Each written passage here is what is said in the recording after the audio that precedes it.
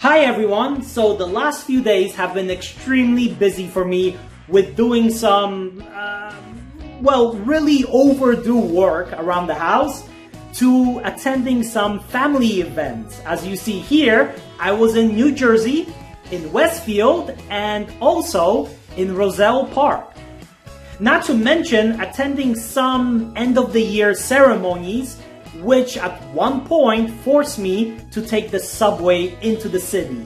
And I think this was the first time in like 8 or 9 months since I last took the subway. So I have been certainly busy with a lot of activities, and maybe in the future I can share a bit more of my life and things I'm involved in. However, for now, I'm just trying to get comfortable with even the basic videos that I'm making for this channel, as I am constantly fighting against time.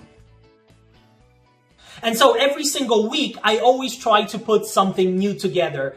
But I'll be honest, because of my busy schedule, I always tend to make these YouTube videos at the very last moment. And that means Saturday night. In fact, this video right now, I am recording Saturday evening and it's about 8 p.m. And that's typical of me. I usually start around 6, 7, 8 p.m. and I basically work on these videos throughout the night. So this is why maybe if you watch some of my other videos, you might see that sometimes I might mispronounce a word or say something in a weird way. Believe me, when I'm editing these videos and I'm putting everything together, I tend to notice that. And I go like, oh, why? I could have done it so much better. I could have been more professional about it. But you know what? At that point, it's already midnight. Or sometimes it's 1 o'clock in the morning. And I am just not willing to sacrifice my sleep completely. I need at least 2 or 3 hours of sleep in order to function the next day. And so I usually just kind of go along with it. But that is mainly the reason why I categorize this channel on YouTube, not as educational, but as entertainment. Because things for me are always last minute and they're kind of chaotic, it's much different than, let's say, my lectures that I give or talks that sometimes I'm invited to different places to give. You know, for those, I have a lot more time to prepare myself. Sometimes I even spend few days preparing myself. And so in situations like that, the chances of me making mistakes are much, much lower. Things are more thought out and professional. Or at least I hope they're more professional. But still, even though doing this YouTube channel is sort of last minute for me, it's always very chaotic and crazy, nevertheless, I love doing this. And I love making these videos and sharing my knowledge about all these different places that I visit and I travel to. And in fact, I really sort of learned a lot myself already doing all these videos. And I have really met some great people. And it's true that I did reconnect myself with the city because I visited places that I haven't been to in months, sometimes in years. And so it's really nice for me. And this is what I'm going to be doing throughout the summer. I'm going to continue this. I already have some great locations that I want to visit. I'm super excited for that. I'm going to share them and make videos about them. But at the same time, I'm always also going to make some videos about education, teaching, and the classroom. I know I already mentioned this in one of my previous videos, but again, I just need a little bit of time to really think about the topics I'm going to be talking about. I just need a little bit more sort of like inspiration and focus for these videos of what exactly I'm going to be talking about, because I don't want to throw everything together into like one video and have it messy and chaotic. But certainly AI is going to be one of the videos I would like to address. So artificial intelligence, websites like ChatGPT and Grammarly, things like that, and their implication into the classroom, some of the problems from the perspective of a professor, for instance. Another video I was thinking about is really just kind of focusing on some of the issues and the problems that I see with students in this post-COVID world, because in the last few years, at least for me, there is a noticeable change in students. I think these online classes and this whole COVID sort of interval created a lot of different situations and scenarios, and a lot of them are not very good, and they really sort of need to be addressed.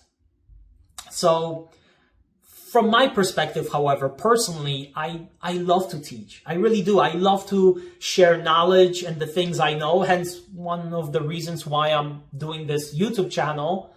But even beyond that, I love being a professor because, in a weird way, it always puts me on the edge. The truth is, I never know what to expect in a given week, or sometimes even in a given day.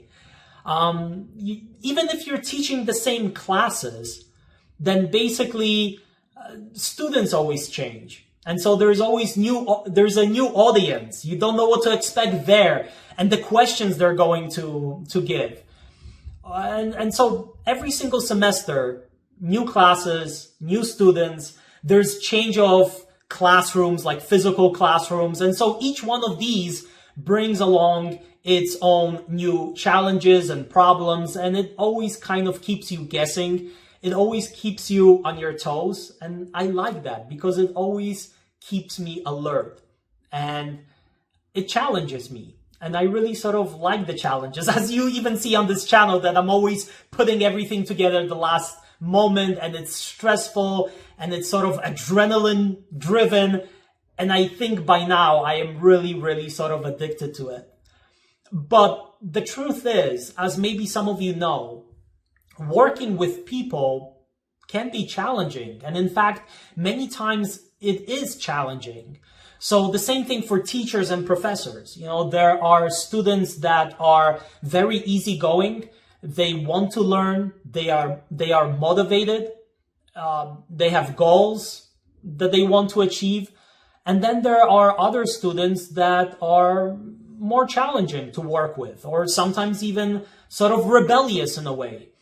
And so every single week is something different. You have good days and you have bad days. And that is just something that is honestly unavoidable. And I think the longer you teach, the more you realize that that is something that is just going to happen, that you're going to have good and bad days, and you simply just cannot avoid that. And the other thing that you're going to sort of realize the more you teach is that it's not really a simple job. It comes along with a lot of problems and many, many different challenges. I think some of these challenges are easy fixes. Like, for instance, if you would have a good mentor, somebody with experience and somebody who can guide you, then you can very quickly address some of the problems that you might have in the classroom or as a professor. But then there are other problems that really point to flaws in the whole educational system. And on that, I am not really an expert on. But what I can talk about and what I can share is my own experiences in the classroom and what I have noticed with my own students, for instance. So I do apologize for not having some typical video available to my regular viewers. However, I did go on a ferry, and so I can at least share some footage of that. As you can see, the rough waters on that day, and this was not even the rough part. It was calming down at this point as we were slowly docking in Brooklyn. So honestly, this was really a lot of fun. But I always love looking at the city. For me, it never gets old. So in the next 2 months or so, I am planning to do at least one video in Manhattan, finally travel to Staten Island and do my first video there. I am sorry, Staten Island. I know I have been ghosting you for a long time, but I will finally force myself to pay for that Verrazano Bridge and spend a whole day in the borough. And I also will do some videos a bit further away from New York City. Videos for which I have been waiting for a long, long time, and I am super excited, like I mentioned already. But all that travel still needs to wait 5 more days, as I am waiting for an appointment to the car dealer to change my tire. As you see, I noticed a bump. Well, 2 bumps in my rear tire. So the whole tire definitely needs to be replaced before I go on any longer trips. And probably after that, take 1 day off for emotional distress, as the tire will most likely set me back probably about $350. So I'm already preparing myself mentally for that as well. But once my baby is up and running, I am going to show you so much more on this channel. So thank you all so much for watching, and I will see you next week in a really cool place. Take care.